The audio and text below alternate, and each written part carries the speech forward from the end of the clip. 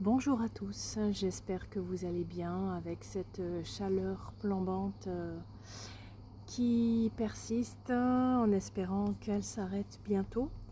Et malgré tout,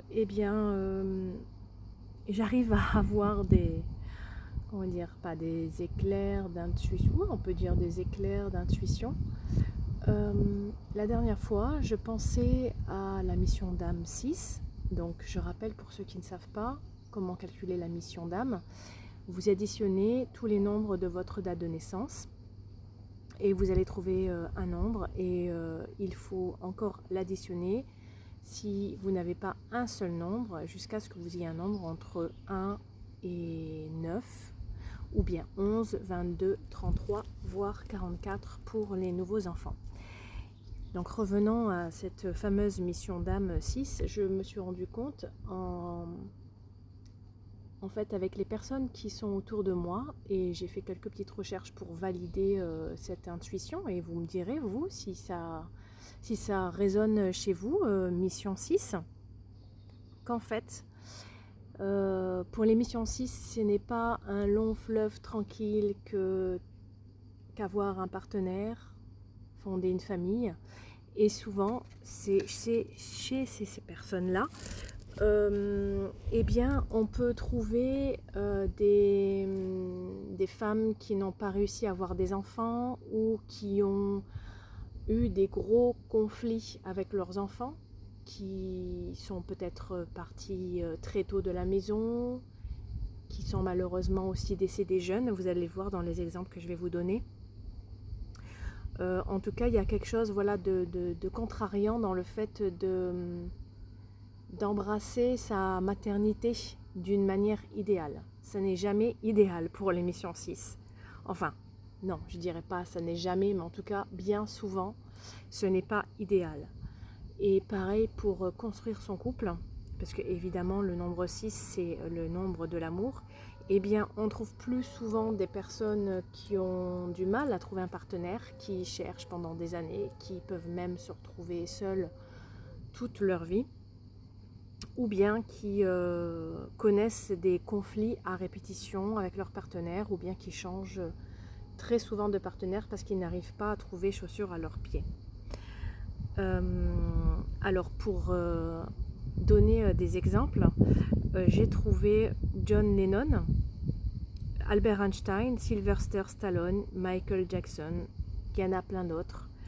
Mais en tout cas, je peux vous dire que dans les personnalités, je n'ai pas réussi à trouver beaucoup de personnes qui aient justement une vie de couple, une vie de famille idéale. Donc pourquoi j'ai pris ces personnes-là? Eh bien, John Lennon, lui, il a eu un premier mariage qui s'est soldé par un divorce.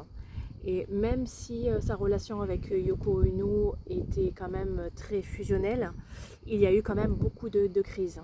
Donc on ne peut pas dire que c'était une relation de couple tranquille, avec un amour vraiment, on va dire, qui soit toujours stable. Non, c'était loin d'être ça. Pour les autres exemples, vous allez voir, c'est encore plus flagrant. Albert Einstein, alors lui, sa vie amoureuse, c'était un chaos total. Pour ceux qui ne savent pas, eh bien, il a eu une fille illégitime. Et en fait, on ne sait même pas ce qu'elle est devenue. On ne sait pas s'il a abandonné, on ne sait pas si elle est morte brutalement jeune. C'est la grande question. Et son fils était devenu schizophrène. En tout cas, il a été enfermé pendant longtemps, peut-être même toute sa vie. Je ne connais pas bien tous les termes, mais en tout cas, on voit bien qu'au niveau de prendre son rôle de paternité, de père, eh bien, c'était pas si simple que ça. Sylvester Stallone, lui, a connu des conflits familiaux à répétition. Également avec ses enfants, son premier fils est mort prématurément à 36 ans. Son deuxième fils a été diagnostiqué autiste, donc là c'est pareil avec cet élan paternel qui a été fortement contrarié. Après Michael Jackson, comment ne pas le citer, et c'est vraiment l'exemple parfait de la mission 6. Je pense que tout le monde ici connaît à peu près les grandes lignes de sa vie amoureuse et de sa vie familiale. Donc on ne peut pas dire qu'il a eu une vie idéale, que ce soit en amour ou en tant que père. Donc on voit bien que voilà, tout ça, c'est pas pour plomber justement l'émission d'âme 6, mais au contraire de comprendre quel est l'apprentissage de cette mission. Par des défis, de la souffrance, on voit bien que l'amour c'est le plus grand terrain d'initiation des missions 6, l'amour et la famille. Et ça va obliger l'âme à transmuter sa vision idéale de l'amour et de la famille. C'est apprendre à aimer, à guérir la blessure du désamour. Alors ça peut être le désamour de soi-même. J'ai envie de dire que c'est par là que tout commence. Parce que je pense que Michael Jackson ne s'aimait pas beaucoup. Je pense pas qu'on lui ait appris à s'aimer, tout simplement. Et d'ailleurs, je dirais même que l'amour était conditionné par ses résultats. Je pense que tout le monde a en tête son enfance, qui n'est même pas une enfance. Il a été très tôt projeté dans le monde du travail par ses parents. Donc là, c'est encore une fois, c'est un exemple parfait. Et c'est vraiment à comprendre que l'harmonie ne dépend pas de la perfection de l'autre, donc dans un couple ou des enfants, mais de sa propre paix intérieure qui est conditionnée par l'amour de soi. Et je peux même, voilà, autour de moi, j'ai aussi des personnes qui ont eu des problèmes pour avoir des enfants, qui n'ont pas forcément eu des enfants en mission d'âme 6, soit par des problèmes de fertilité, soit parce qu'ils n'ont pas trouvé le bon partenaire et que le train est passé, que voilà, après elle ne pouvait plus enfanter. Et ça peut être vraiment une grande souffrance que l'on peut porter à l'intérieur de soi. Mais il ne faut pas perdre de vue que le plus important, justement, pourquoi on a ce chemin, c'est pour se remplir de son propre amour, de vraiment envers soi-même. Finalement, quelle serait la porte de sortie pour ces missions d'âme 6?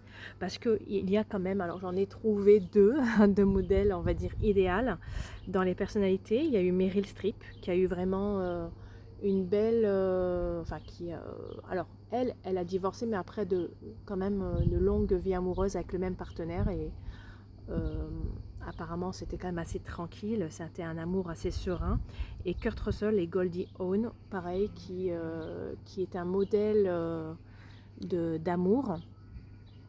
Eh bien, on voit bien que là, il faut abandonner le mythe de la perfection. Il faut vraiment poser des limites saines pour arriver à toucher du doigt justement cet amour qu'on a besoin d'atteindre quand on est en mission d'âme 6. Voilà, donc c'était ce petit podcast qui m'est venu naturellement. Et puis je trouve que ça résonne joliment avec la fin de ce mois de juin qui est aussi 6. Nous allons bientôt passer au mois juillet 7. Et je rappelle pour ceux qui veulent justement, qui ont besoin d'un éclairage amoureux, pourquoi pas, que je propose une guidance flash audio à tout petit prix, à 15 €. Donc c'est une question et je vous réponds par podcast et vous pourrez comme ça écouter à volonté la réponse que je vous ai faite. Je vous souhaite une belle journée et